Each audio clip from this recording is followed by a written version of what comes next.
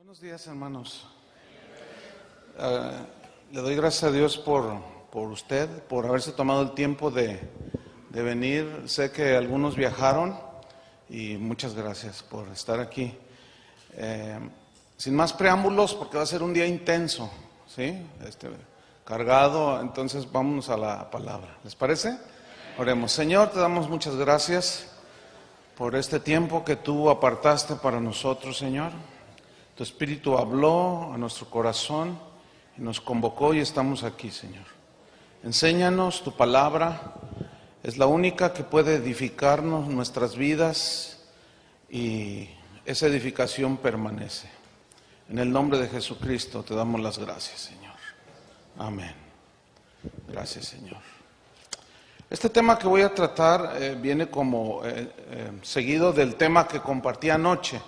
Así es que los que estuvieron anoche pues van a captar un poco más este mensaje, ¿sí?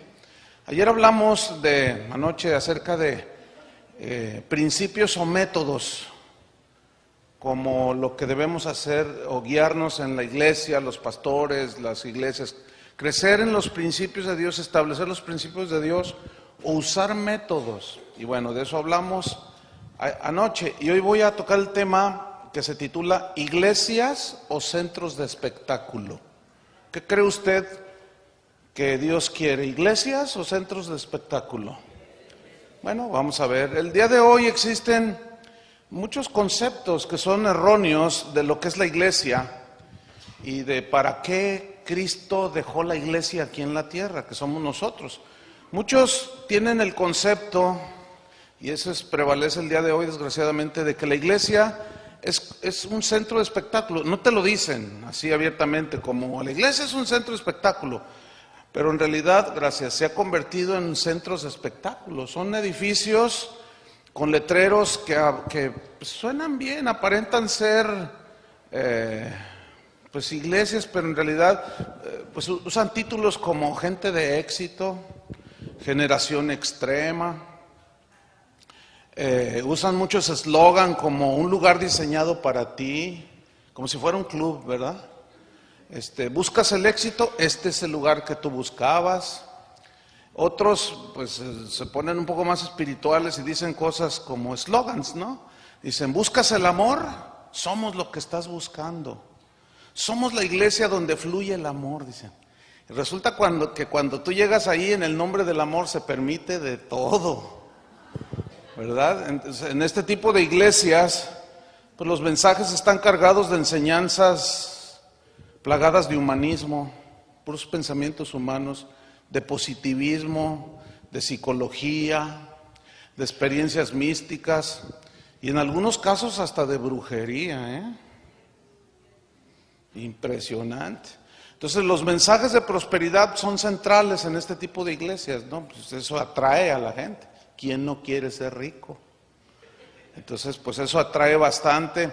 Hay un énfasis marcadísimo en ese tipo de iglesias en las cosas materiales, en cómo obtener el mejor carro, la mejor casa, etcétera. Y para aparentar que Dios está con ellos, en ocasiones algunas iglesias ponen un énfasis desmedido en los milagros, en lo milagroso y en lo espectacular, ¿sí? Entonces, este tipo de iglesias siempre están haciendo todo tipo de eventos para mantener a la gente en avivamiento, dicen, ¿verdad? Arman un buen programa, lo anuncian con publicidad, pues que compite con los pósters de la lucha libre o los pósters de YouTube. Lo anuncian en la radio, en la televisión, en internet. Y la mercadotecnia es fundamental en este tipo de iglesias. O sea, ya no es el Espíritu Santo, ¿entienden? Hablando a las gentes, promoviendo su palabra. No, ahora es la mercadotecnia, ¿verdad? La imagen. Hay ministerios que contratan asesores de imagen, egresados de Harvard, que les llegan a pagar sueldos de hasta $15,000 mensuales para que les acomoden todo y les digan los colores de la corbata y la imagen, lo que proyectan. ¿Qué es eso? Parece Televisa, ¿verdad? ¿Te imaginas al hermano Pablo ahí bien, ay, cómo están mis guaraches, ¿no? En este tipo de iglesias, bueno, se enfocan en meter en sus auditorios a la gente a como dé lugar. Sí, ellos dicen, al cabo Jesús dijo, fuérzalos a entrar. Entonces, al activismo le llaman avivamiento. Piensan que mucha actividad, pues es avivamiento y mantienen a la gente avivada, dicen ellos, ¿no? Entonces arman su programa. Entonces, al armar su programa, hacen cosas como esta. Lunes, oración de prosperidad económica. Martes, guerra espiritual. Miércoles, testimonios de impacto. Jueves, unción de finanzas. Viernes, rompimiento de maldiciones generacionales. Sábado, noche de milagros. Domingo, un apóstol invitado para que nos traiga las últimas revelaciones. Entonces, eso parece ser como una iglesia bien avivada, ¿no? Así bien poderosa. Pero fíjese, ponga atención, obligados por las estrategias que usan, los métodos que usan, tienen que contratar a los mejores cantantes de moda del mundillo cristiano. Y eso es carísimo, es muy caro. Hay cantantes que ganan más que un pastor. Son sueldos totalmente desmedidos. ¿Por qué? Porque ese es el sistema del mundo. ¿Sí? Los artistas en el mundo ganan más que un médico que se rompió el cerebro durante 15 años para ser cirujano. Y alguien que nomás sabe patear un balón gana $20 millones al año. Ese es un desajuste, pero todo es por la mercadotecnia, ¿entiende? Entonces, bueno, contratan a los mejores cantantes de moda, tienen que traer a motivadores disfrazados de predicadores. Invitan a conferencistas cuentachistes que, bueno, se disfrazan de ministros del evangelio y presentan testimonios de impacto, que mientras más bajo hayan llegado al infierno, es más impactante el testimonio. Conferencistas que hablan puras historias, puras historietas, hablan de puras experiencias místicas y casi nada del evangelio. Ni la Biblia se abre siquiera en muchos lugares. Entonces, bueno, para este tipo de iglesias, llenar el auditorio a como dé lugar es un sinónimo de éxito. O sea que la predicación de Noé fue un fracaso porque nomás se le convirtieron 8. A Ezequiel igual. Jesús se quedó con 12 y uno lo traicionó. Fracasados todos ellos, según el concepto de hoy. Entonces, alguien tiene que estar equivocado. Entonces, ¿qué es lo que se ve en la Biblia? Se ven cosas tan diferentes a lo que se maneja el día de hoy. Entonces, para este tipo de iglesias que son como centros de espectáculo, donde la gente recurre, es obvio que los edificios y las instalaciones, pues, son muy importantes para ellos. Por lo tanto, ponen un énfasis desmedido y manipulador en el dinero, porque con dinero, pues, se compran grandísimos auditorios. Este tipo de iglesias generalmente hacen que todo gire alrededor de un hombre carismático, ¿entienden? Simpático, bonachón, ¿verdad? Que se siente, pues, el que descansa todo. A veces se autonombra el ungido de Jehová, ¿verdad? Cuando pues todos somos ungidos, ¿no es cierto? Eso dice la Biblia. Al cual le gusta presumir de todos sus logros, de sus títulos, y se la pasa hablando de él.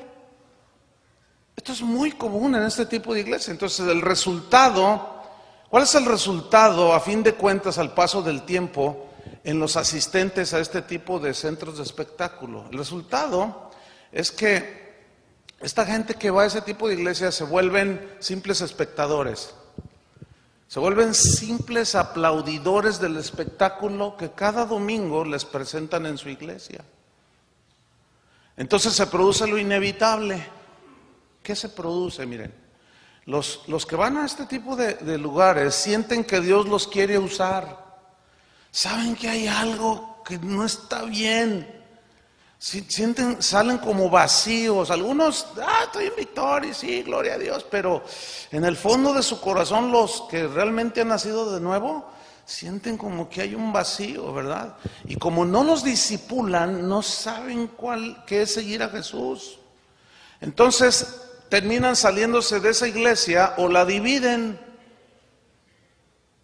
¿sí?, para iniciar otro centro de espectáculos, al que le llaman iglesia, y el círculo vicioso continúa.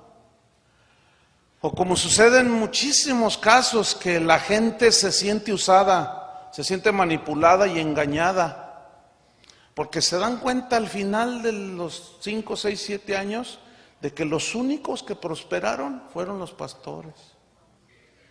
Y dejaron a mucha gente endeudada en el nombre de la fe, en el nombre de que Dios te quiere prosperar. Entonces tú ve por fe y cómprate esa casa, y está con la hipoteca. Y el auto llegaron los de la agencia y se lo quitaron porque no lo pudo pagar. Esa es la historia de millones. ¿Por qué? Entonces, bueno, aquí viene una pregunta que es muy importante, que es en lo que nos vamos a centrar. Bueno, ok, sí, hay mucho de eso, pastor, pero ¿cuál es entonces el verdadero propósito de la iglesia? ¿Para qué existe la iglesia? Esa pregunta es importante, ¿no? O sea, la iglesia existe para entretenernos, hacernos sentir bien, a gusto, y es evidente que no. Entonces, les voy a hablar de 3 solamente, en este caso hay otros más, pero los que son medulares, 3 propósitos principales por los cuales la iglesia existe. Número 1, la iglesia, el Señor la salvó. Ustedes saben que la iglesia somos nosotros, ¿no? Obviamente. Dios nos salvó para alabanza de su gloria. Nos creó para su alabanza, para su gloria. Entonces, el propósito número 1 es para que la iglesia debe ser un lugar de adoración a Dios. Número 2, la iglesia debe ser un lugar donde se discipula a los creyentes, donde se les enseña, y de eso hablamos ayer. Hoy voy a tocar un poquito más el punto. Y número 3, la iglesia existe para proclamar el evangelio al mundo, el evangelio de Jesús. Esos es básicamente los 3 propósitos. Cada uno podría ser una enseñanza, pero voy a sintetizar, voy a dejar nada más el principio. Voy a hablar un poco del número 1, que es que la iglesia existe para adorar a Dios. Miren, si nosotros los creyentes no adoramos a Dios, ¿quién lo va a adorar? Pregunto. En las reuniones de los cristianos, de nosotros, debemos centrar nuestra adoración en Jesús. Jesús es el centro, debe ser el centro de nuestra adoración. Cuando Jesús es el centro de nuestra adoración, el espectáculo sale sobrando, ¿entienden? Porque Dios no quiere espectáculo, ni que le brinden un show, ni mucho menos que la gente venga a la iglesia para que le brinden un buen show y que la gente diga, wow, ya no necesitamos nada del mundo, si ya competimos con el mundo, dicen algunos. Vean los escenarios que ahora usamos los cristianos. Hermanos, Dios no nos envió a competir con el mundo, por favor. Dios nos envió a competir a ver quién tiene el mejor escenario. Ya no le pedimos nada al mundo, como si necesitáramos algo del mundo. Lo que sucede es que ahora el mundo ya se metió a la iglesia. Y en lugar de que la iglesia fuera luz del mundo, el mundo fue luz para la iglesia. Está todo por ningún lado. Entonces, en una congregación que sabe, que entiende que la razón de su reunión, de su celebración, es Jesús, ellos van a buscar a Jesús. Ellos van a buscar la palabra. En una iglesia que entiende esto, allí no caben los artistas, hermano. Ahí no caben los artistas que andan promocionando sus CDs. Bueno, ahorita a estas alturas ya son pocas las llamadas que recibo, pero antes correos, llamadas. Pastor, grabamos un nuevo CD, estamos a sus órdenes. Esos andan promocionando el CD para vender, ellos no andan buscando adorar a Dios. El problema es que los pastores, como tienen ese concepto de que la gente hay que mantenerla con algo fresquito, pues le traen nada. Y ni siquiera conocen las vidas de esas personas. Que muchos de ellos, bueno, si contara, a algunos les daría hasta un infarto. De todo lo que hacen muchos, no todos obviamente. Sí, no caben, entonces nada que gira alrededor del hombre no cabe, hermanos. ¿Sí? Alguna vez una hermana dijo, ay, no me gustó la alabanza hoy. Yo le dije, qué bueno, porque no era para usted. Pues ¿cómo que no me gustó? Pues si la alabanza no es para nosotros, es para Él. No, y luego todavía dice, hermanos, se para aquí el cantante, hermanos, les voy a cantar unas alabanzas bien suaves. ¿Cómo que les voy a cantar unas alabanzas? O sea, fíjate cómo se usa todo eso, ¿verdad? Entonces, no, hermano, nuestra adoración debe ser dirigida a Dios. La razón de nuestra celebración debe ser Jesús, al menos así eran los primeros cristianos. No había nada por lo cual se reunieran que Jesús. Y cuando se reunían, su objeto de adoración era Jesús. No era exaltar a Pablo, ni a Pedro, ni a Juan, ni a ninguno de ellos, no. Novaciano, un cristiano muy notable, un pastor del siglo III, a fines del siglo, principios del siglo III, dijo lo siguiente, escuchen, un cristiano de hace siglos, pastor, dijo: nosotros cuando nos reunimos le damos adoración al que es más sublime que lo sublime. Nosotros adoramos al más alto que las alturas. Cuando nos reunimos adoramos al que es más profundo que toda profundidad, al que es más transparente que toda luz, al que es más brillante que cualquier brillo, al que es más resplandeciente que todo resplandor. A ese adoramos. Adoramos al que es más hermoso que cualquier hermosura, al que es más verdadero que toda verdad. Adoramos al que es más grande que cualquier majestad en este mundo, al que es más sabio que cualquier sabiduría, al que es más bueno que toda bondad, al que es más justo que cualquier justicia.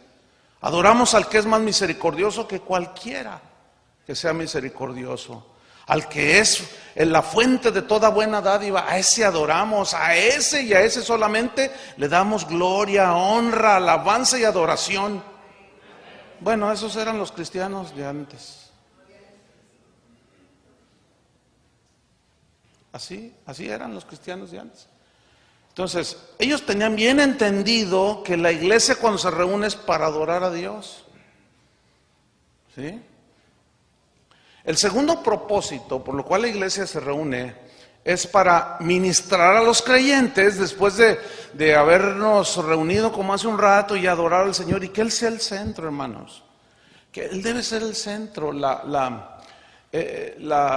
Tenemos que tener mucho cuidado de no llamar la atención hacia nosotros, hacia los pastores, hacia los líderes, y de que todo se centre alrededor del hombre. No, eso no es lo que Dios diseñó para la iglesia. Hay una historia de un rey muy piadoso en Inglaterra, un rey que pues está en la historia, que cuenta el rey Jorge. Cuenta una historia que él era cristiano. Entonces él asistía a una congregación en Londres, en Inglaterra. Entonces él la primera vez que decidió ir a reunirse, porque ellos tenían su capilla aparte y todo, pero él dijo, no, yo quiero ir con la gente, ¿no? Estar con mis hermanos. Entonces cuando él entra aquel suntuoso auditorio, la gente lo miró y la gente empezó a hacerle reverencias. Entonces él tuvo que alzar la voz y dijo, no, por favor, dice, a mí no, yo vengo a hincarme y a hacerle reverencia a Dios, no me vean a mí, por favor. Sí, era el rey, pero la gente tiene esa tendencia, ¿me entienden?, de ver al hombre. Dice, no, yo vengo a adorar al que merece toda la gloria, por favor, todos miren hacia otro lado, no me vean a mí. Y ahora lo que más buscan muchos es ser vistos. ¿sí? Hasta cuando hay alguna reunión donde se juntan pastores entonces, bueno, si me dejas a mí hablar 10 minutos, voy, si no, no. ¿Y por qué él va a hablar 15 minutos? Y se agarran unos con otros. Están ahí celándose, envidiándose. Ese es un espíritu de plataforma, de querer siempre estar acá arriba. Y eso es algo que traemos arraigado, claro, porque yo quiero que me vean. ¿Entiende? Y esas cosas no, hermano, no van con el Señor. Al que tenemos que ver, como cantábamos hace un rato, necesitamos menguar para que crezcas tú.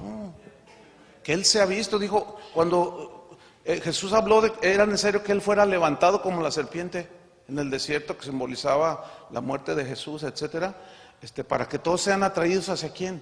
Hacia Cristo.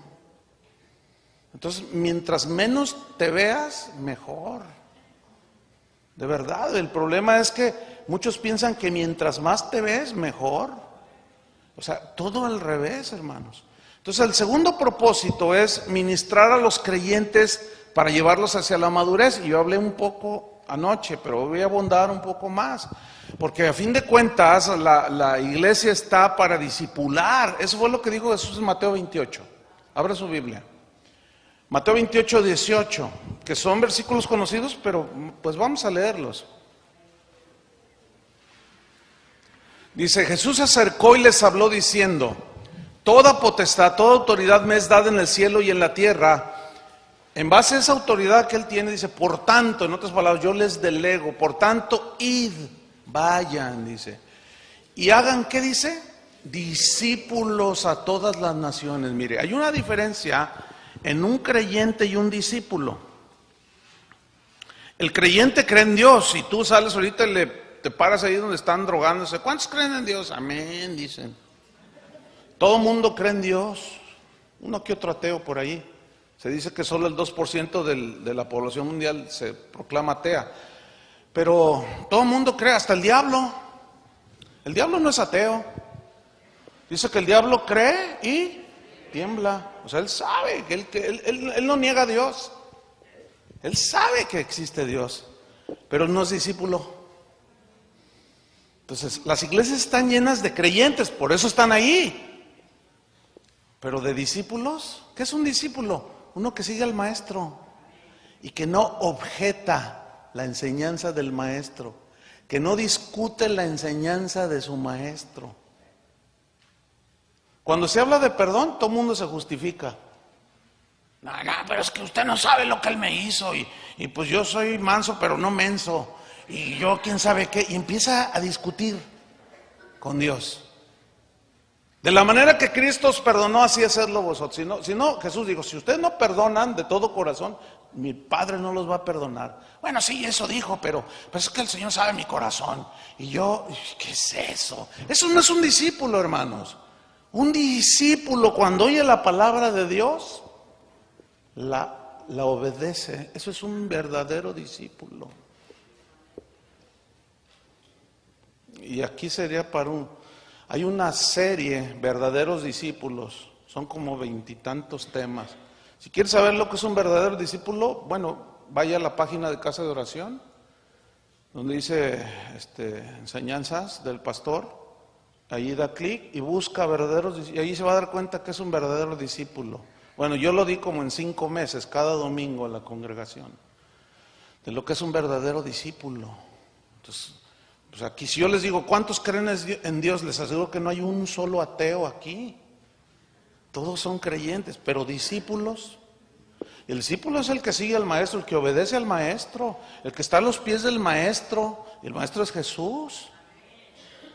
¿Verdad? Cuando uno que dice que es cristiano pone en tela de duda y en discusión la palabra de Dios, bueno, sí, ahí dice, pero yo pienso que tú piensas, no hombre, o sea, cuando alguien dice, sí, pero es que yo creo que tú crees, estás diciendo, bueno, sí, eso dice Jesús, pero yo soy mejor, mi pensamiento es mejor, porque yo pienso que, olvídate de eso. Tú serás un creyente, pero discípulo. ¿Cómo tratas a tu esposa? Ya con eso. Hay pastores que golpean a la señora, a la esposa. Y no se paran a enseñar qué. Por favor. ¿Verdad? Entonces Jesús le dice, vayan y hagan discípulos a todas las naciones. Ahora, se entiende discípulos de Jesús, no de uno. Dice, y bautícenlos en el nombre del Padre, el Hijo y el Espíritu Santo. Versículo 20, ¿cómo los vamos a discipular? Está en el versículo 20. Enseñándoles que guarden, aquí guardar significa obedecer. Enseñándoles que obedezcan, que guarden, ¿cuántas cosas? Todas las cosas que os he mandado. He aquí yo estoy con vosotros todos los días hasta el fin del mundo. Cuando Jesús dijo que les enseñen todas las cosas, son todas las cosas que Él enseñó, todo lo que está en el Evangelio.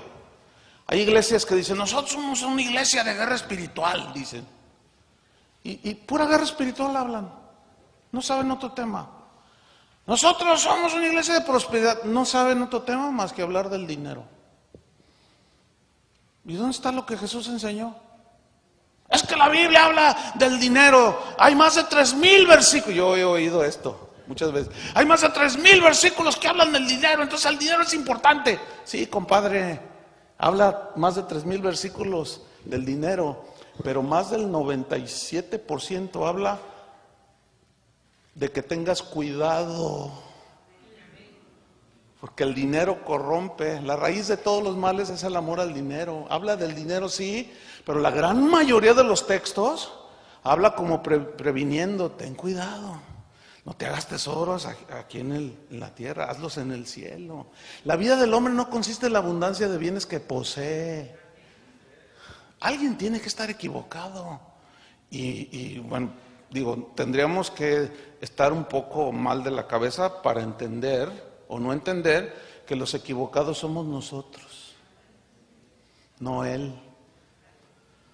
Si alguien te dice tu mejor vida ahora y Jesús te dice que te hagas tesoros allá en el cielo y que la vida del hombre no consiste en la abundancia de los bienes que posees aquí en la tierra, ¿quién? Alguien tiene que estar equivocado.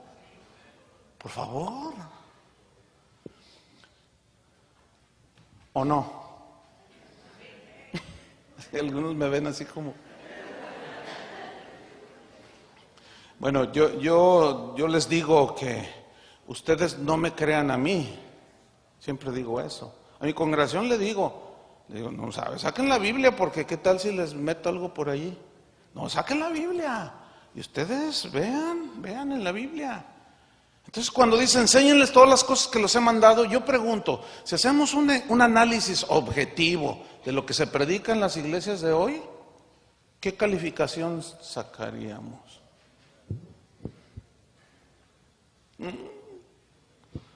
¿Quién sabe? Entonces, para hacer la tarea de formar discípulos, Jesús estableció los ministerios de lo que hablamos ayer, Efesios 4:11. Él mismo constituyó a unos apóstoles, a otros profetas, a otros evangelistas, a otros pastores y maestros, a fin de perfeccionar, ya lo estudiamos anoche, preparar, capacitar, restaurar, dirigir, etcétera, a los santos.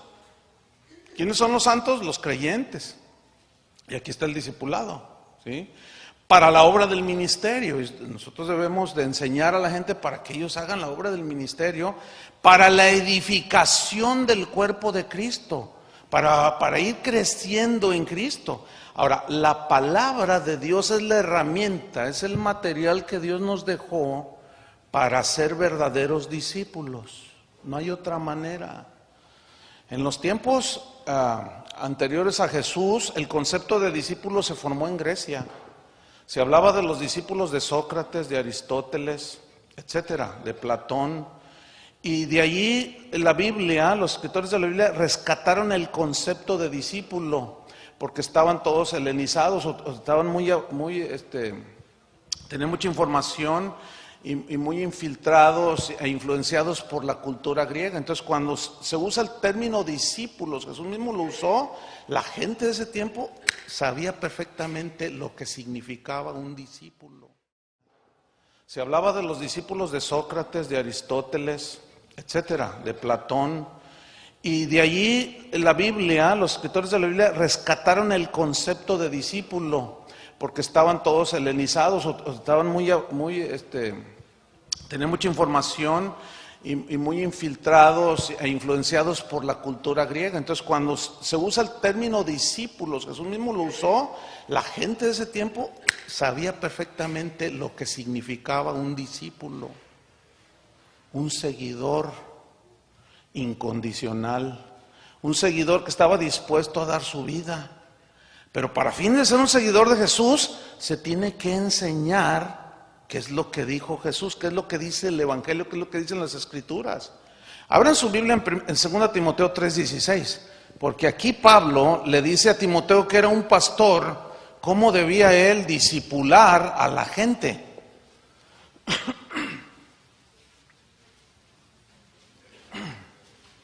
Dice 2 Timoteo 3:16. Me voy a esperar a que lo abran, Ok, dice así. Lo vamos a estudiar un poco así a fondo. Dice: toda la escritura es inspirada por Dios. ¿Cuánta? Toda. Ok. La frase inspirada por Dios significa que tiene el aliento de Dios, el soplo de vida de Dios. ¿Sí?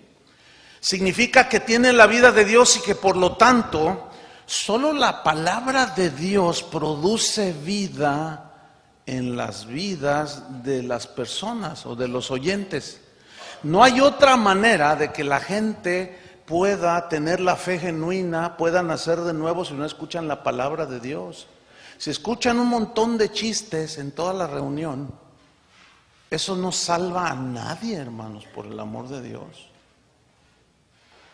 Entonces, cuando dice que la palabra de Dios es inspirada por Dios, significa que tiene esa vida, tiene ese poder de hacer que una persona se arrepienta de su pecado. La Biblia dice que la fe viene por el oír, ¿cierto? Pero ahí habla de la fe que salva, la fe genuina, la que salva. Esa fe tiene que estar sustentada en la palabra de Dios, porque dice que la fe viene por el oír. ¿Y el oír qué? La palabra de Dios. Entonces, si a la gente se le llega así para traerla a Cristo y se le dicen, ¿sabes que Dios te quiere bendecir en tu vida? Si ponemos una manta afuera y le venga y sepa la fórmula de cómo ganar mucho dinero, no hombre, esto hasta los colgamos a la gente allí de los barrotes, eso se abarrota. Porque ¿quién no va a querer eso? Todo el mundo, ¿verdad? Pero pongan una manta afuera que diga, venga y le vamos a enseñar cómo serle fiel a su esposa, a ver cuántos llegan. Pues eso no vende, eso no llama la atención. Pues a quién le dan pan que llore, dicen. Pero dígales cómo hacerse ricos y cómo prosperar en los negocios y se le llena de, pues, obviamente. Entonces, se les tiran un montón de frases que Henry Ford dijo esto y le citan pura gente de éxito en el mundo. Eso no es palabra de Dios, hermano, eso no salva a nadie. Y al final les dicen, ¿quién quiere recibir a Cristo? Pues todos. Y digo, por favor, pues es obvio que todos quieren recibir a Cristo. Uno de los gravísimos errores que cometemos los cristianos, porque así los han discipulado, es que van y les hablan a la gente prometiéndoles, si te conviertes, tu negocio se va a ir para arriba, ¿eh? ¿De veras? Sí, el Señor es bueno. A eso vino a morir en la cruz, para que tu negocio prospere. Oh, pues órale, oye, qué buena onda. Pues vamos, ¿no? Pues vamos a la iglesia y ahí. Entonces las iglesias se llenan de gente no convertida. Porque la única manera en que se convierte la gente es oyendo el Evangelio. Y el Evangelio dice que eres un pecador que vas derechito al infierno. Y es lo menos de lo que se habla, porque dicen, no, ¿cómo les hablamos del infierno? Se asustan y se van.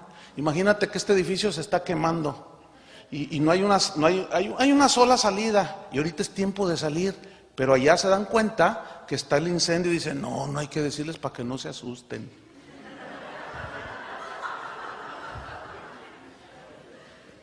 Ay, hermano. Y luego el pastor al rato se le sale de las manos todos porque empieza a haber adulterios, homosexuales, lesbianas, fraudulentos dentro de la iglesia, perversión de todo tipo. Y Señor, ¿por qué? Ve cómo está tu iglesia. Y yo dice, es que esas son cabras. Las cabras no se pueden pastorear, hermanos. Muchos pastores no saben por qué les está pasando lo que está pasando en sus iglesias. ¿Por qué? Porque tienen puros no nacidos de nuevo, o muchos no nacidos de nuevo en su iglesia. Obviamente el no nacido de nuevo da frutos de su naturaleza. Y no puede ser discipulado porque es imposible que obedezca, porque su naturaleza se lo impide. Pero les dicen que son hijos de Dios. Está grave la situación, hermano. ¿Ah? Entonces, como la palabra de Dios es inspirada por Dios, pues entonces es la única que puede obrar en los creyentes, en los discípulos. ¿Sí? La palabra de Dios, por lo tanto, es excluyente. O sea, la misma Biblia, la misma palabra de Dios rechaza de origen cualquier otro pensamiento que no sea el de Dios. ¿Por qué? Dios lo dijo. Porque mis pensamientos no son vuestros pensamientos, ni mis caminos sus caminos. Mis pensamientos son más altos que los de ustedes. Así como están de altos del cielo a la tierra, así son mejores mis pensamientos. ¿Y qué se ha hecho ahora? Se hace a un lado la palabra de Dios y se meten los pensamientos de los hombres. Fíjate nomás. Esto es gravísimo. Entonces, todo lo que no sea palabra de Dios, que no esté sustentado en la Biblia, pues es palabra de hombre. Y maldito el hombre que confía en el hombre. Hoy la psicología ha penetrado tanto la iglesia.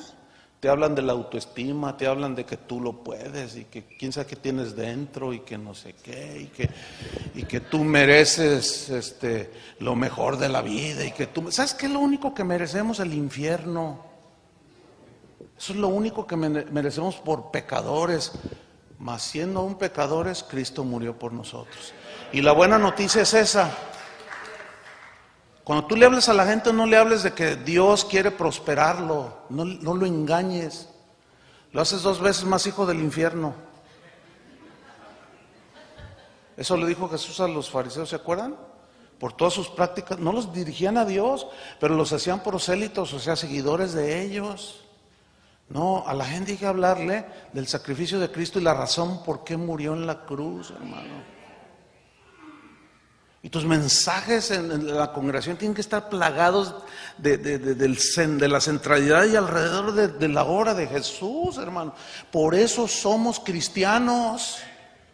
Si tú vas a una conferencia de budismo, ¿qué esperas oír? Pues de Buda. Si vas a una conferencia de brujería, ¿qué esperas oír? Brujería. Si vas a una iglesia cristiana, ¿de quién esperas oír que se hable? Por el amor de Dios.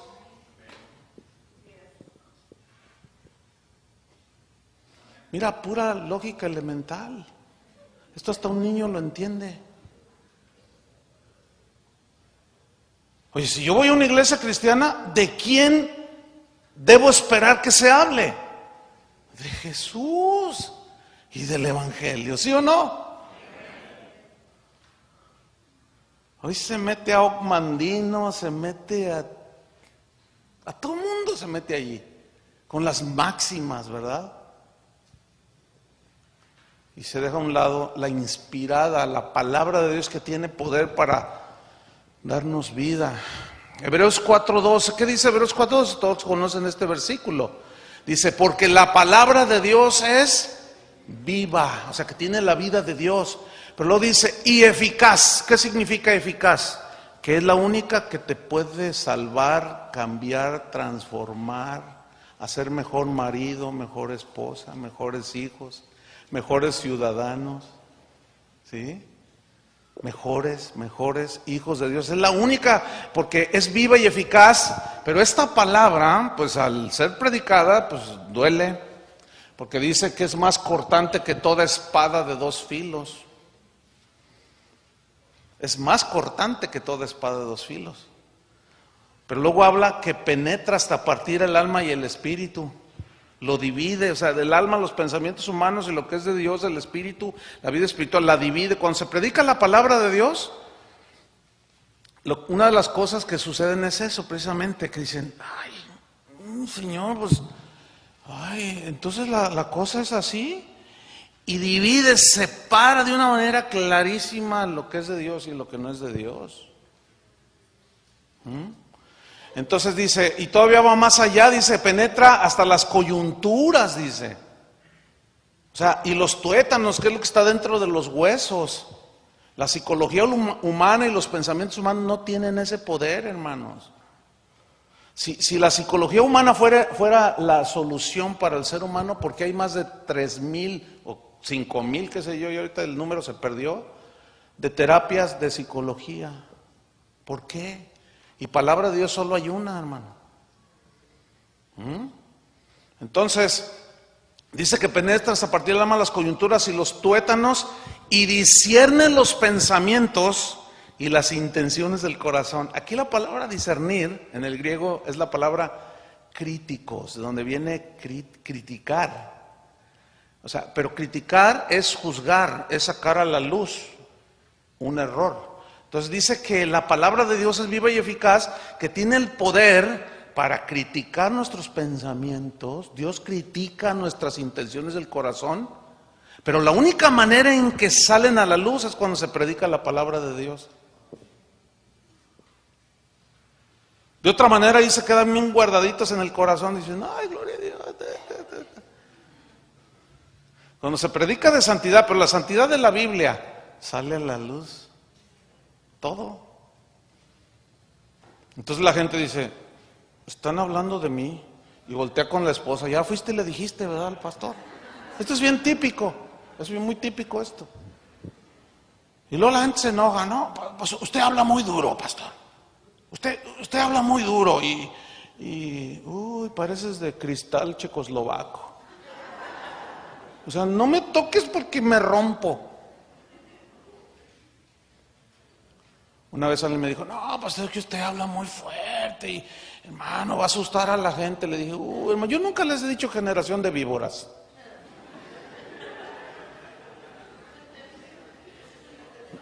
De verdad no he llegado hasta ese grado de agresividad.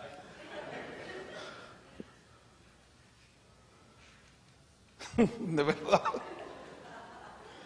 Y dice, bueno, hermano, es que, le digo, no, mira, vamos a ser honestos, vamos a ser transparentes. Lo que oíste, ¿está en la Biblia o no? Sí, pero dígalo con más amor. Le digo, mira, ok, yo me paro en la Universidad de Harvard a dar una conferencia, y por más amoroso que sea, los voy a ofender, porque ahí hay pensamientos de todo. Entonces yo digo, estimada audiencia, amables caballeros, damas, presentes en este magno e histórico auditorio, vengo a decirles algo tan hermoso. Miren, Jesús, con la sonrisa eterna, ¿verdad? Jesús es el camino, la verdad y la vida. Nadie va a ir al Padre si no es por Él. Por más amable que se los diga, los se van a sentir agredidos. Van a decir, oye, espérame, ¿y Buda? Oye, espérame, ¿y fulano de tal? Oye, espérame, ¿cómo? No, es que solo hay un camino, estimada audiencia. El Evangelio es agresivo por naturaleza, hermano. El Evangelio dice que eres pecador, ¿sí o no? Que no hay un justo ni aun uno, que todos nos desviamos, que tenemos boca de serpiente, sepulcros son nuestra garganta, la envidia nos corroe, los celos, la lujuria, la inmoralidad. ¿Cuál campeón traes adentro? No, hermanos. Espérame. No lo digo, lo dije tal cual es, para evidenciar una verdad, la verdad de Cristo. Sí, pero yo quiero, hermanos, que nos centremos en Jesús y en la palabra de Dios y no nos dejemos llevar por pensamientos bonitos. Obviamente el pensamiento bonito le gusta a los que no quieren arreglar sus vidas. A mí cuando el Señor me dice, eres desobediente a lo que te he dicho, soy desobediente. Y por más amoroso que me lo diga, si hasta mi hijo el otro día me dice, oye papá, ¿te doy un consejo? Pero tengo un hijo de 23 años. Me dice, mira, un día me dijo esto, ¿no? Dice, mira papá, dice, tú eres mi papá, pero también eres mi pastor. Dice, y también eres mi amigo. Le digo, oye, esto está bueno, hasta para una predicación, para la familia. Y luego me dice, entonces mira, ahorita yo quiero decirte algo, no como de hijo a papá, ni como de que tú eres el pastor, te lo quiero decir como amigos. Porque también nosotros somos amigos de Dios, ¿verdad? También. Entonces dice, entonces yo te voy a dar un consejo como amigos. Y me dijo una verdad, un desacierto, una indiscreción que yo cometí y me dolió. Entonces quiso salir el pastor, ¿entienden? ¿Verdad? Quiso salir el papá. Y el Señor dijo, no. Acepta lo que te está diciendo tu hijo, porque es la verdad. Y yo iba manejando. Y él así, tiene un carácter muy quieto, así. Y iba sentado, ok papá. Y me dolió. Y como dice la Biblia, la verdad no peca pero incomoda, ¿verdad? ¿Verdad que dice la Biblia? Nunca falta el que dice amén. No. Discierne los pensamientos y las intenciones del corazón. Ay, hermano, la única manera de que nuestras intenciones del corazón, que están bien escondidas, salgan a la luz es cuando se predica la palabra de Dios. La única manera de disipular a la gente, para que ellos vayan, como dijo Pablo a los Colosenses, quitad de vosotros los celos, la ira, la envidia. Echen de vosotros, haced morir en vosotros lo terrenal. Pero si la gente no se da cuenta que lo terrenal, como esas cosas que menciona Pablo, los celos, la envidia, están latentes en nuestro cuerpo pecaminoso, si no les hablamos de eso, entonces ¿cómo se van a dar cuenta? Entonces tú das un estudio sobre eso, les hablas la palabra de Dios, abundas en la palabra de Dios, entonces la gente sale, soy un envidioso, ¿entiende? Soy un mentiroso, Señor ayúdame, y es cuando viene la gracia. Por eso dice que la palabra de Dios es viva y eficaz. Pablo decía que es la palabra la cual actúa en vosotros los creyentes. Actuar allí significa no hacer un show, significa obrar para hacer la obra de Dios en tu vida. Eso significa. Entonces, volvamos a 1 Timoteo, a Timoteo 3:16, dice, la palabra de Dios es viva y eficaz, que toda la escritura es inspirada por Dios, y luego ¿qué dice? Y es que útil. La palabra útil aquí significa que es provechosa, que es la única que puede sacarle provecho, ¿sí? O nos beneficia en nuestra vida espiritual. Entonces, Pablo dice a Timoteo, mira, tú vas a discipular a los creyentes, pero vas a usar toda la escritura.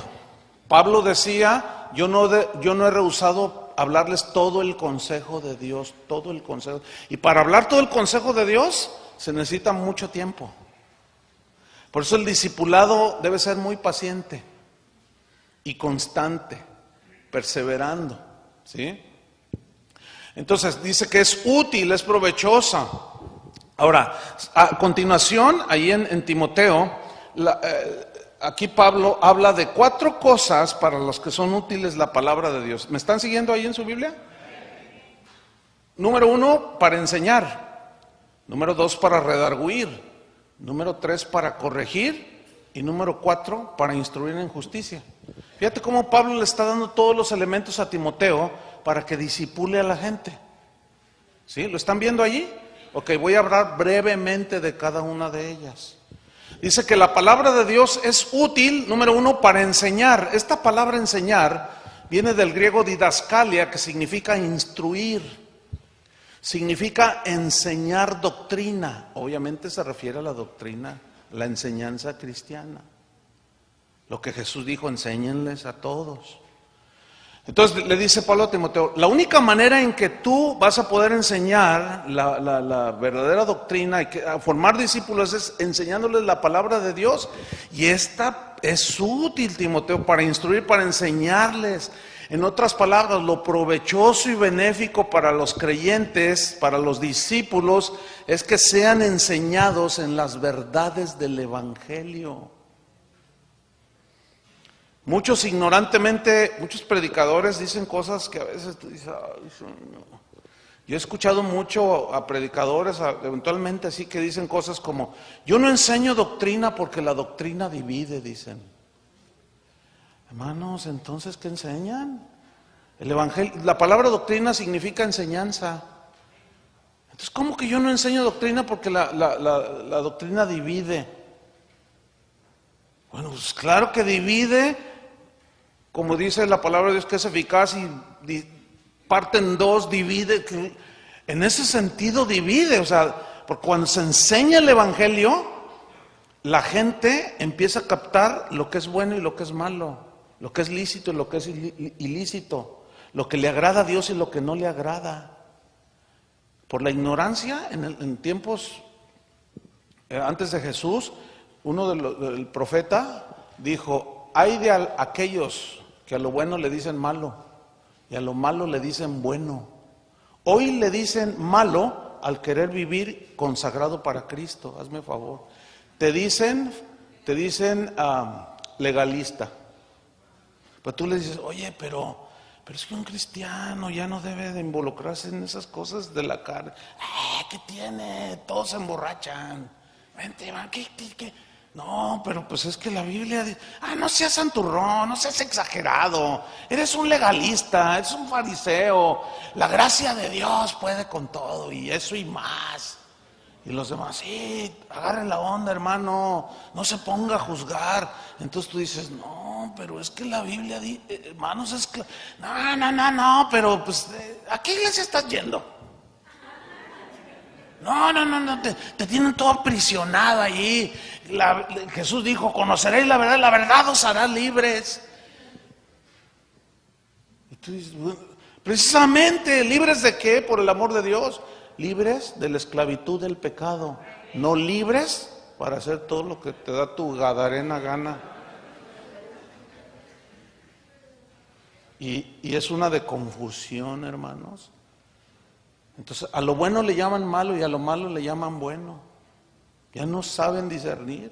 Por eso Pablo le dijo a Timoteo, te encarezco delante de Dios y del Señor Jesucristo, o sea, te pongo a Dios por testigo y a Jesucristo, que juzgará a los vivos y a los muertos en su manifestación y en su reino, que prediques la palabra, Timoteo. Predícales la palabra, que instes a tiempo y fuera de tiempo, es decir, no pierdas oportunidad. Siempre que se reúnen, háblales la palabra, Timoteo. Si te vas de campamento, háblales la palabra, no los andes entreteniendo. No, ahora hasta billar les meten a los jóvenes en las iglesias.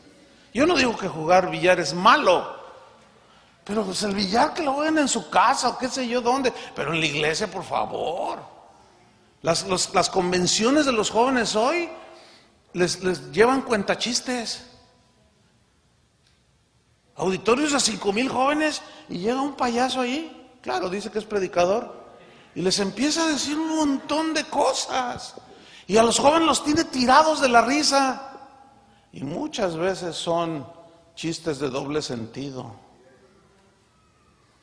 Como anda uno por ahí, pues, vergonzosamente es mexicano.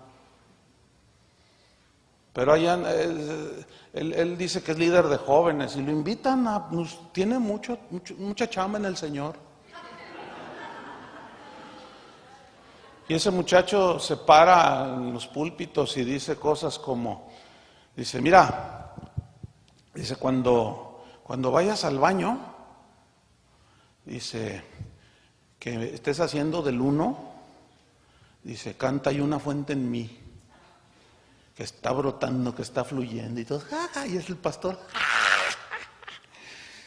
Mira, Dios es tan misericordioso y ha sido tan paciente, hermanos. No, pero unas,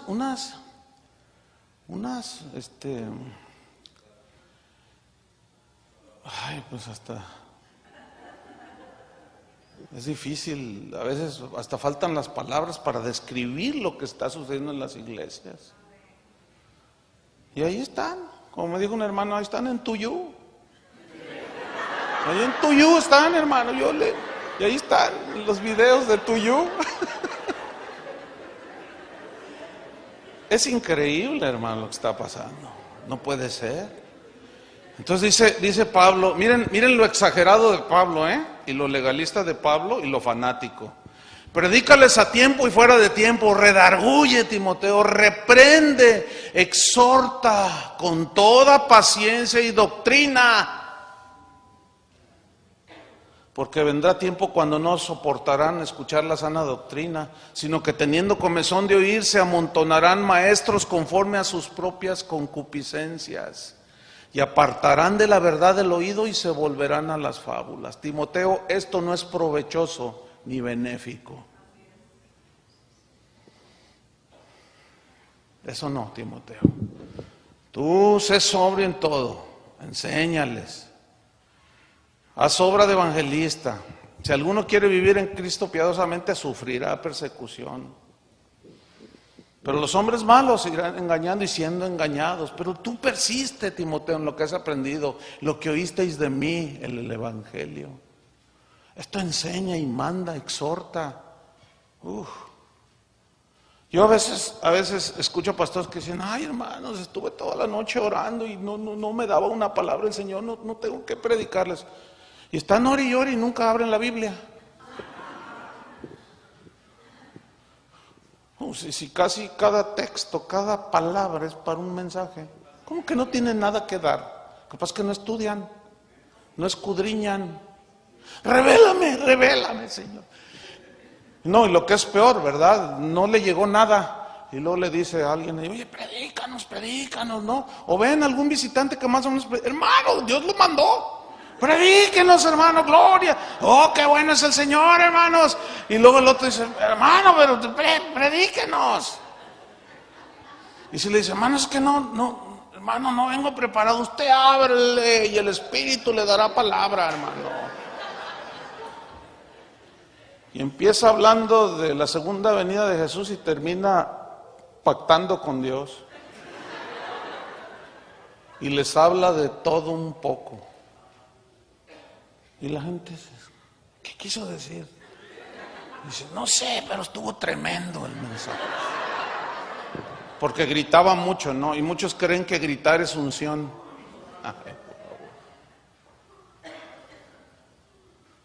Muchos creen que gritar es estar ungido. Qué rico ser. Bueno, la palabra de Dios es inspirada por Dios y es útil ¿para qué? Para enseñar, número 1. Número 2, para redarguir. ¿Qué es redarguir? La palabra redarguir viene del griego elenjos, y significa reprender. Significa confrontar con la verdad para traer convicción de lo verdadero y para que entiendan lo falso. Eso significa redarguir. Entonces le dice Pablo a Timoteo, la única manera en que tú vas a poder enseñar la verdadera doctrina y a formar discípulos es enseñándoles la palabra de Dios. Y esta es útil, Timoteo, para instruir, para enseñarles En otras palabras, lo provechoso y benéfico para los creyentes, para los discípulos, es que sean enseñados en las verdades del Evangelio. Muchos ignorantemente, muchos predicadores dicen cosas que a veces tú dices, ay, Señor. Yo he escuchado mucho a predicadores, eventualmente así, que dicen cosas como, yo no enseño doctrina porque la doctrina divide, dicen. Hermanos, entonces, ¿qué enseñan? El evangelio, la palabra doctrina significa enseñanza. Entonces, ¿cómo que yo no enseño doctrina porque la doctrina divide? Bueno, pues claro que divide, como dice la palabra de Dios, que es eficaz y parte en dos, divide. En ese sentido divide, o sea, porque cuando se enseña el evangelio, la gente empieza a captar lo que es bueno y lo que es malo, lo que es lícito y lo que es ilícito, lo que le agrada a Dios y lo que no le agrada. Por la ignorancia, en tiempos antes de Jesús, el profeta dijo, hay de aquellos que a lo bueno le dicen malo y a lo malo le dicen bueno. Hoy le dicen malo al querer vivir consagrado para Cristo, hazme favor. Te dicen legalista. Pero tú le dices, oye, pero es que un cristiano ya no debe de involucrarse en esas cosas de la carne. ¿Qué tiene? Todos se emborrachan. Vente, va, ¿qué? No, pero pues es que la Biblia dice, no seas santurrón, no seas exagerado. Eres un legalista, eres un fariseo. La gracia de Dios puede con todo y eso y más. Y los demás, sí, agarre la onda, hermano, no se ponga a juzgar. Entonces tú dices, no, pero es que la Biblia dice, hermanos, es claro. No, pero pues, ¿a qué iglesia estás yendo? No, te tienen todo aprisionado ahí. Jesús dijo, conoceréis la verdad os hará libres. Y tú dices, precisamente, ¿libres de qué? Por el amor de Dios. Libres de la esclavitud del pecado, no libres para hacer todo lo que te da tu gadarena gana. Y es una de confusión, hermanos. Entonces, a lo bueno le llaman malo y a lo malo le llaman bueno. Ya no saben discernir. Por eso Pablo le dijo a Timoteo, te encarezco delante de Dios y del Señor Jesucristo. O sea, te pongo a Dios por testigo y a Jesucristo, que juzgará a los vivos y a los muertos en su manifestación y en su reino. Que prediques la palabra, Timoteo. Predícales la palabra. Que instes a tiempo y fuera de tiempo. Es decir, no pierdas oportunidad. Siempre que se reúnen, háblales la palabra, Timoteo. Si te vas de campamento, háblales la palabra. No los andes entreteniendo. No, ahora hasta billar les meten a los jóvenes en las iglesias. Yo no digo que jugar billar es malo, pero pues el billar que lo jueguen en su casa o qué sé yo dónde, pero en la iglesia, por favor. Las convenciones de los jóvenes hoy les llevan cuentachistes. Auditorios de 5,000 jóvenes y llega un payaso ahí, claro, dice que es predicador, y les empieza a decir un montón de cosas. Y a los jóvenes los tiene tirados de la risa. Y muchas veces son chistes de doble sentido. Como anda uno por ahí, pues, vergonzosamente es mexicano. Pero allá, él dice que es líder de jóvenes y lo invitan tiene mucha chamba en el Señor. Y ese muchacho se para en los púlpitos y dice cosas como, dice, mira, dice, cuando vayas al baño, dice, que estés haciendo del 1, dice, canta hay una fuente en mí, que está brotando, que está fluyendo, y todo, y es el pastor. Mira, Dios es tan misericordioso y ha sido tan paciente, hermanos. No, pero unas,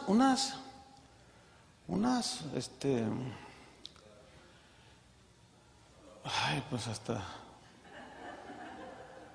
es difícil, a veces hasta faltan las palabras para describir lo que está sucediendo en las iglesias. Y ahí están, Como me dijo un hermano, ahí están en Tuyú. Ahí en Tuyú están, hermano. Y ahí están los videos de Tuyú. Es increíble, hermano, lo que está pasando. No puede ser. Entonces dice Pablo, miren lo exagerado de Pablo, y lo legalista de Pablo y lo fanático. Predícales a tiempo y fuera de tiempo, redarguye, Timoteo, reprende, exhorta con toda paciencia y doctrina. Porque vendrá tiempo cuando no soportarán escuchar la sana doctrina, sino que teniendo comezón de oír, se amontonarán maestros conforme a sus propias concupiscencias, y apartarán de la verdad el oído y se volverán a las fábulas. Timoteo, esto no es provechoso ni benéfico. Eso no, Timoteo. Tú sé sobrio en todo, enséñales. Haz obra de evangelista. Si alguno quiere vivir en Cristo piadosamente, sufrirá persecución. Pero los hombres malos irán engañando y siendo engañados. Pero tú persiste, Timoteo, en lo que has aprendido, lo que oísteis de mí, el evangelio. Esto enseña y manda, exhorta. Yo a veces escucho pastores que dicen, ay, hermanos, estuve toda la noche orando y no me daba una palabra el Señor, no tengo que predicarles. Y están ori y ori y nunca abren la Biblia.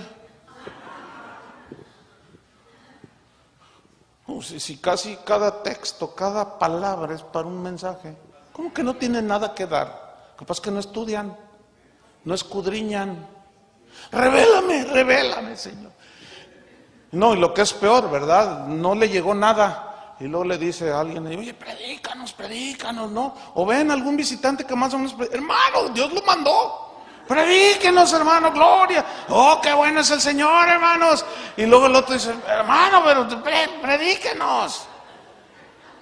Y si le dice, hermano, es que hermano, no vengo preparado. Usted ábrele y el Espíritu le dará palabra, hermano. Y empieza hablando de la segunda venida de Jesús y termina pactando con Dios. Y les habla de todo un poco. Y la gente dice, ¿qué quiso decir? Dice, no sé, pero estuvo tremendo el mensaje. Porque gritaba mucho, ¿no? Y muchos creen que gritar es unción.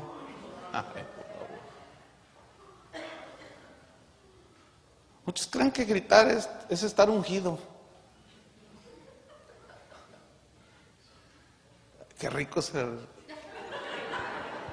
Bueno, la palabra de Dios es inspirada por Dios y es útil ¿para qué? Para enseñar, número 1. Número 2, para redarguir. ¿Qué es redarguir? La palabra redarguir viene del griego elenjos, y significa reprender. Significa confrontar con la verdad para traer convicción de lo verdadero y para que entiendan lo falso. Eso significa redarguir. Redarguir es como una esposa que le dice al marido, oye, dime la verdad, ¿me engañas? Entonces, no, ¿cómo crees? Si tú eres el amor de mi vida. ¿Y por qué esta camisa? Empieza a sacar las pruebas. ¿Y por qué esta camisa está llena de pintura de labios? No, pues es que hubo convivio allí en el trabajo y pues tú sabes, uno se abraza y pues alguien me pintó allí. Oye, ¿y este perfume? Oye, ¿y esta llamada que dice aquí, amor mío? Oye, ¿y esto? Lo está redarguyendo, ¿entienden? Le está sacando las evidencias. Eso es redarguir, hermanos. Y muchos dicen, Jesús nunca habló así. Ay, que la Biblia están leyendo. ¿Se me hace que leen la Biblia del mormón? No, es que es increíble lo que la gente... Es que Jesús nunca habló así. A ver, vamos a analizar. Si no, es un pasaje. La samaritana. Dame agua, no te doy. Y empieza el diálogo. Entonces dice, ay, pues dame de esa agua, Señor. Dice, ok, ¿quieres agua? Sí. Ve y llama a tu marido y ven acá. Bueno, mira, justo puso el dedo en la llaga. ¿Por qué no le dijo pacta conmigo? Suena de risa porque da risa. Lo ridículo de muchos predicadores que usan esas falacias y fábulas y no predican el evangelio, hermanos. Dice, ve, llama a tu marido. Bueno, no tengo marido. Oh, sí. 5 has tenido. Y el que ahora tienes no es tu marido, lleva 6. ¿Qué le estaba diciendo? Promiscua, lujuriosa, pecadora. ¿Habló o no habló? Y luego ella quiso cambiar la plática. Me parece que eres profeta. Y luego se puso bien espiritual. Nuestros padres adoraron en este monte y ustedes dicen que es en Jerusalén donde se debe de adorar. No, mira mujer, la hora viene y ahora es cuando los verdaderos, le estoy diciendo falsa. Los verdaderos, muchos creen que adoran con 2 esposas. Muchos creen que adoran cometiendo fraude cada día en su trabajo. Por favor. Los verdaderos adoradores adorarán al Padre en espíritu y en verdad. Es necesario que adoren los adoradores. Y el adorador, para entrar a la presencia de Dios, tiene que estar limpio, ¿sí o no? Y la única manera de que seamos limpiados con la sangre preciosa de Cristo es creyendo su sacrificio. ¿Y cómo vamos a creer sin haber quien nos predique? ¿Y cómo predicarán si no son enviados? ¿Ven cómo caemos en lo mismo? No hay otro mensaje, hermanos, no hay otra cosa que decir más que la palabra de Dios. Entonces la palabra de Dios es útil para enseñar, para redarguir. ¿Se acuerdan? Miren, vamos rápido. 1 Corintios 10:1. Vamos rápido. 1 Corintios 10:1.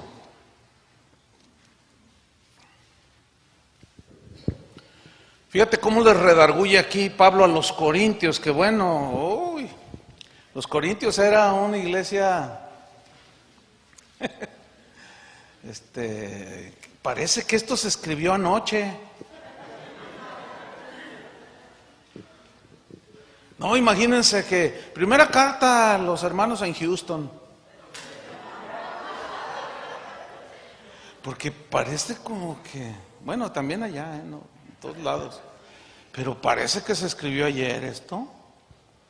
Porque no quiero, hermanos, que ignoréis que nuestros padres, refiriéndose allá al Éxodo, todos estuvieron bajo la nube y todos pasaron el mar, y todos en Moisés fueron bautizados en la nube y en el mar, y todos comieron el mismo alimento espiritual, y todos bebieron de la misma bebida espiritual, porque bebían de la roca espiritual que los seguía, y la roca era Cristo, pero los más de ellos no se agradó Dios, por lo cual quedaron postrados en el desierto.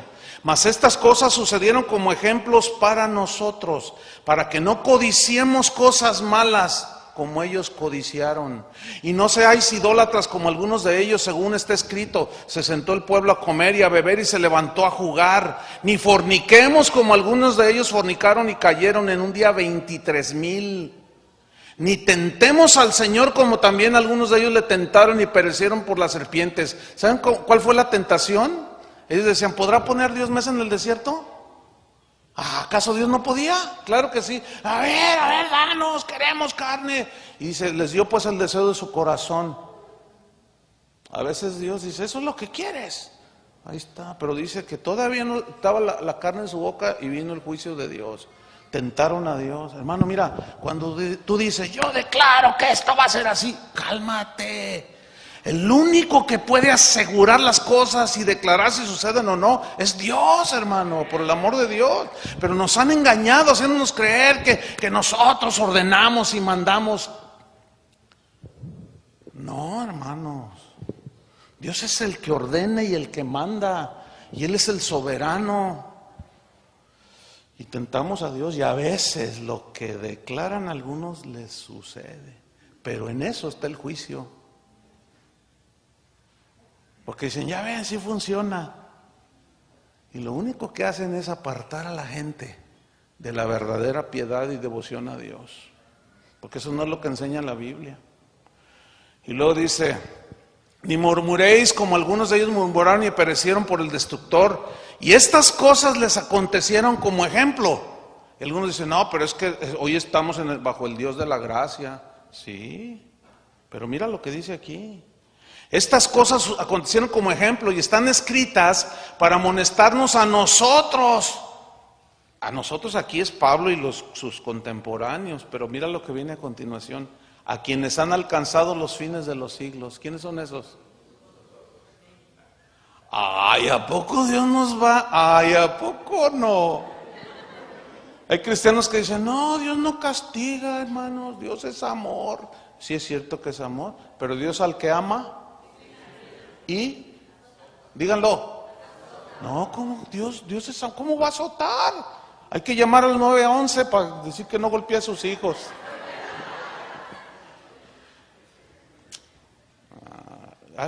Algo anda muy mal en la iglesia, hermanos.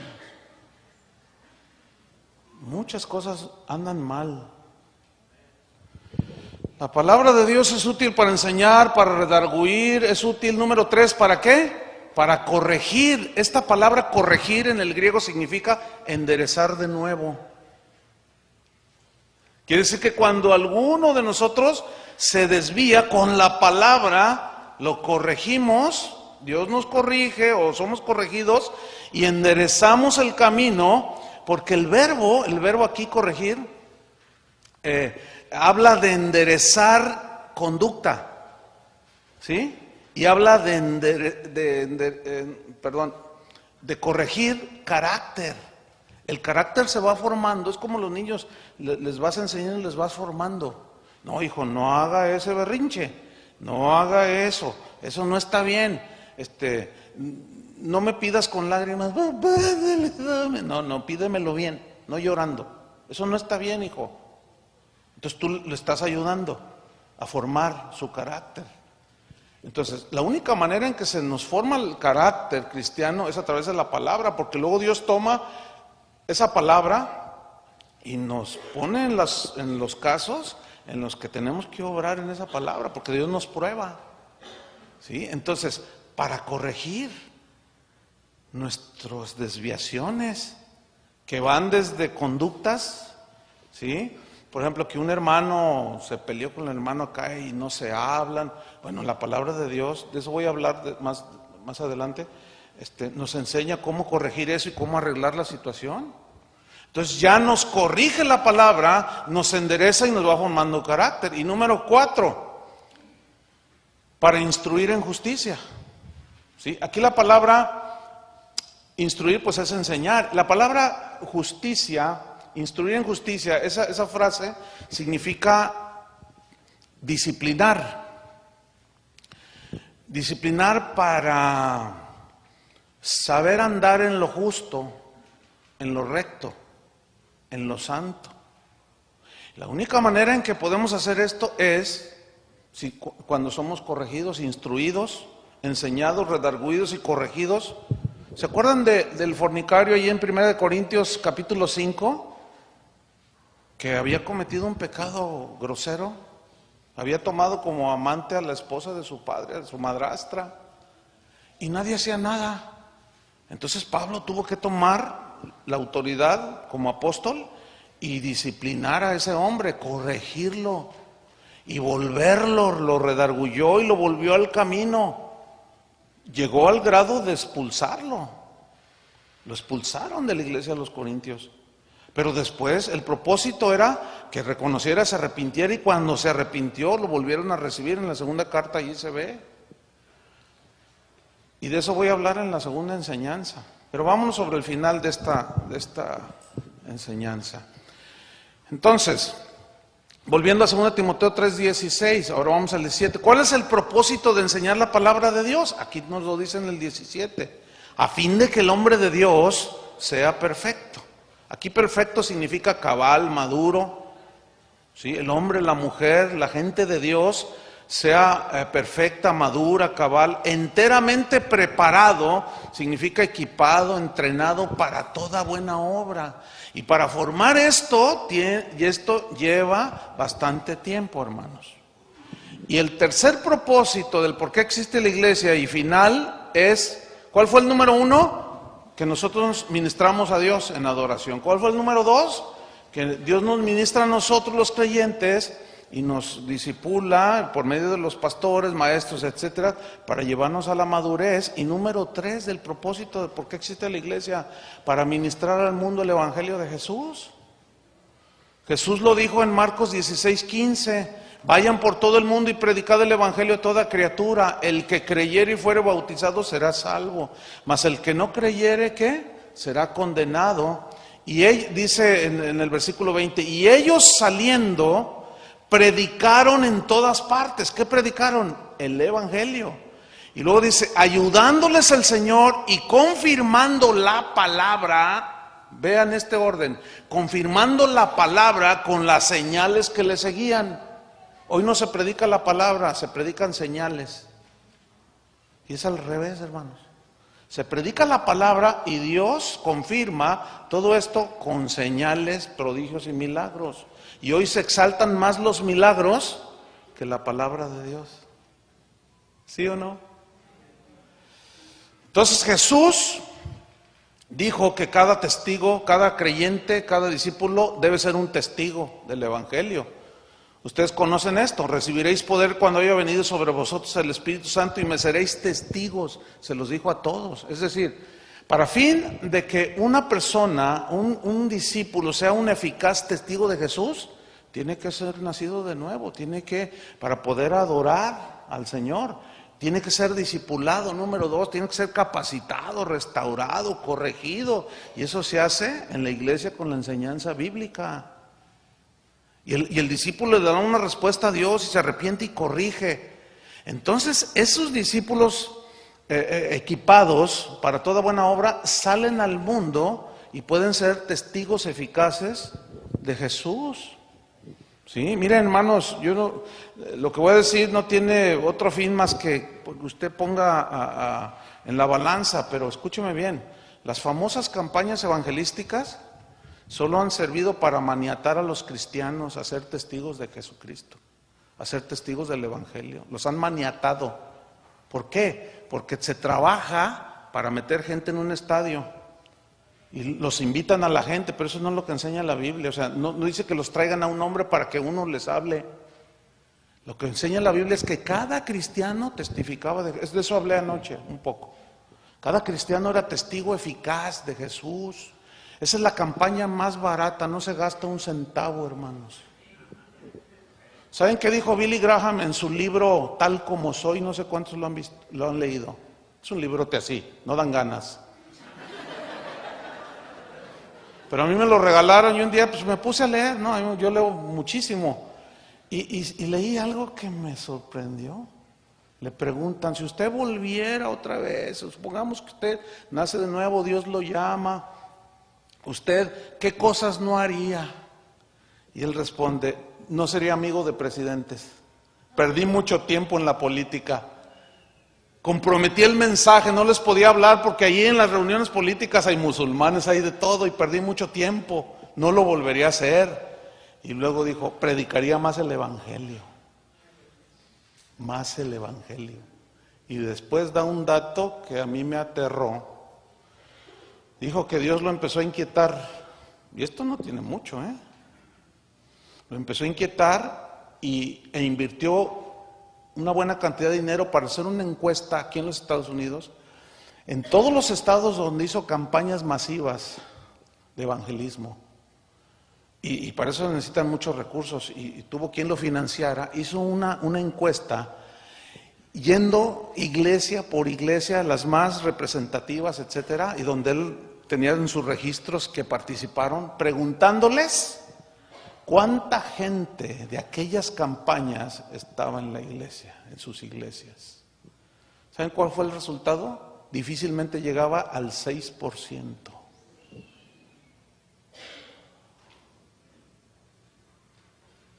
Bueno, lean lo que él dice al respecto.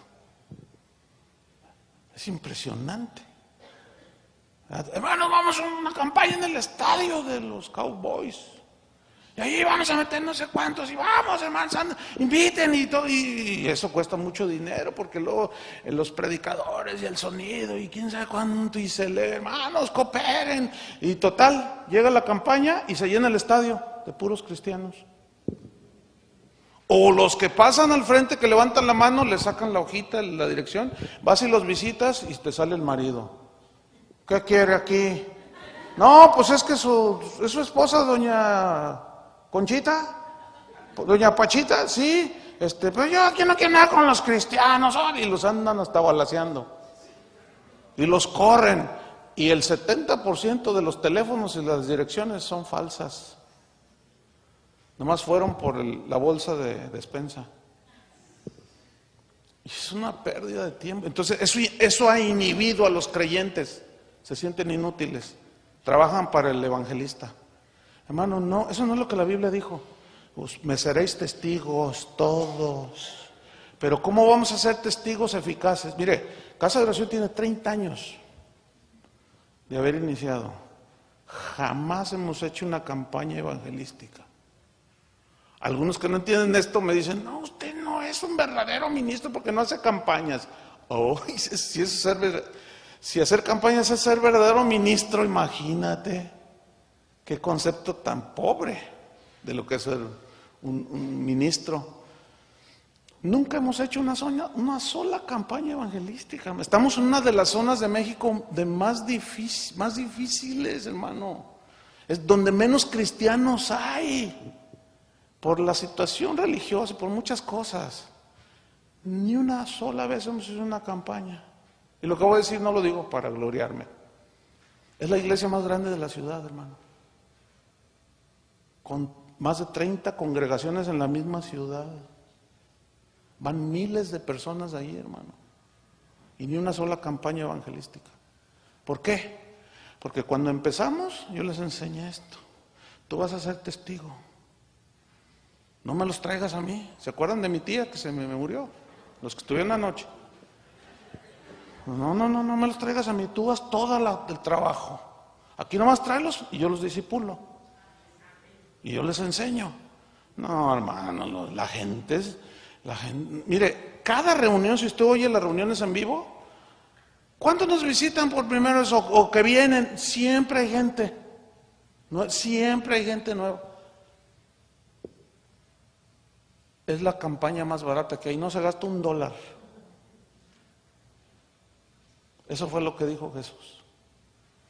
Concluimos pues, no podemos ser fieles testigos de Jesús y del Evangelio si no somos verdaderos adoradores. No podemos ser fieles testigos de Jesús y del Evangelio si no somos discipulados en la palabra de Dios. Y si somos discipulados, entonces podemos ser testigos eficaces de Jesús, porque le vamos a hablar a la gente el Evangelio.